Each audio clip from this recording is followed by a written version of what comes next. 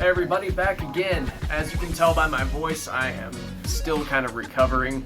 If you didn't know, if you checked on my Facebook, I caught COVID, got kind of sick for about 9 days, but I didn't stop working on the handle. I did this basically in my bed, all this jute twine and leather wrapping. There is a little bit of copper accenting to the ends near the catches. Got a butt plate on the bottom. Wood burned the handle, oiled it, and then today I finally was feeling good enough to get that top spike spear point kind of sharpened and shined up and made. So now the head is complete and the whole thing is complete. We have a 4.5 foot long poleaxe halberd kind of hybrid that is now finished. And today, since I'm finally feeling a bit better and I've got around this far to doing it, I didn't record any of the footage because I have something a little more fun. This lid, you'll remember where this came from. This was actually from that wakizashi that I made. Wakizashis aren't meant to punch through tin. They aren't meant to be anti-armor weapons, but a halberd definitely is. So we're gonna hit the spike on this a few times, that rear spike with the twist, just to demonstrate what it's supposed to do against kind of light plate like this. This is no analog for actual plate armor. It's more of a visual thing, just to show how it would have penetrated if it came up against light armor.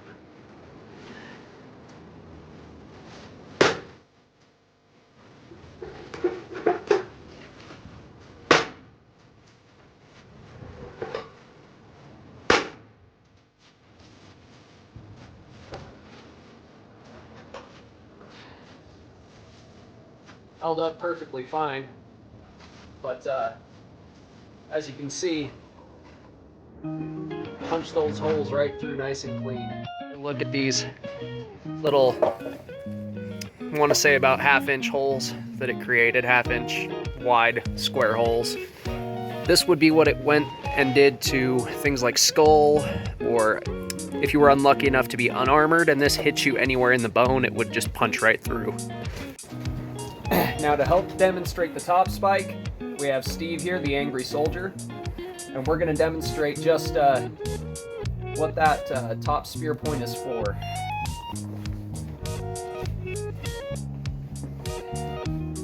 Now, typically you would thrust with it, and as you can tell, that actually works pretty well. But you could also use it for cutting if you were to miss with the axe head.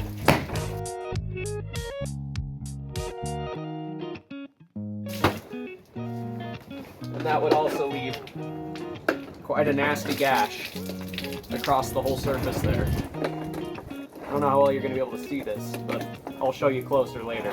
So here's our friend Steve. He took a thrust right under the eye and a thrust down here to his jaw. And then, as you can tell, that top spike, it cut him all the way across the face there.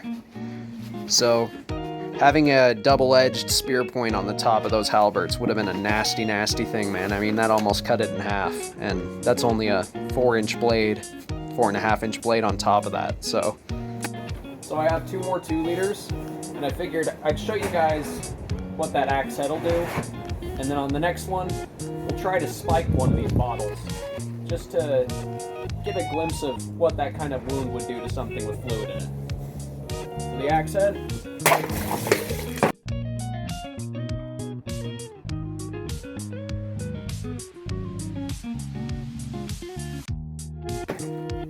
Wow. Well, that was actually a lot crazier than I expected.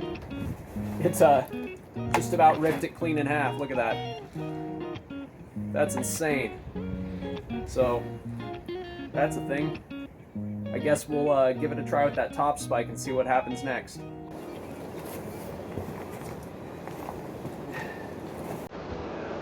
So now we'll see how the rear spike does. Tell you what, that carries a lot of inertia with it. And it punctured a nice square hole right here and then just ripped that bottle all the way down and out. as you can see, that sharp top spike does a pretty good job of thrusting. So let me know what you guys think of the finished blade down in the comments below. I'm going to get all the water cleaned off this guy and oil it up so it doesn't rust.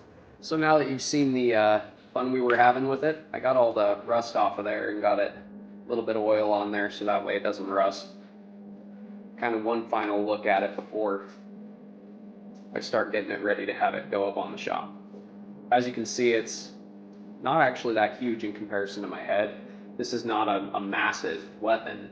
Poleaxes, weapons of most of history, you find that they're not very heavy. Yes, all the weight is in one spot, so you don't need it to be very heavy on a lever.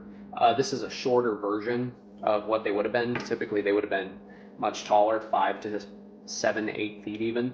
But I figured I'd go with the 4.5 foot model, seeming as the average foot soldier would carry something more around this size or a little longer.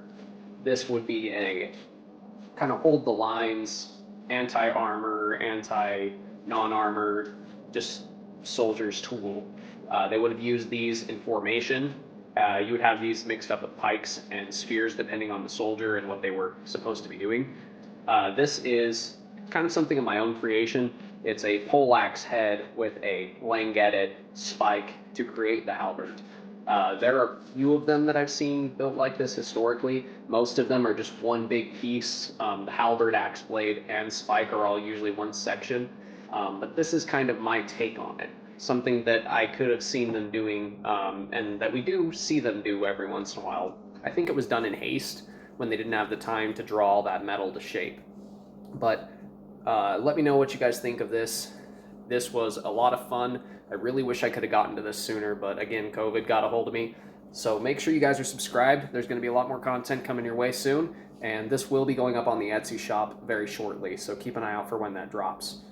God bless. Love you guys. Stay safe. I'm going to leave you with some footage of the whole deal.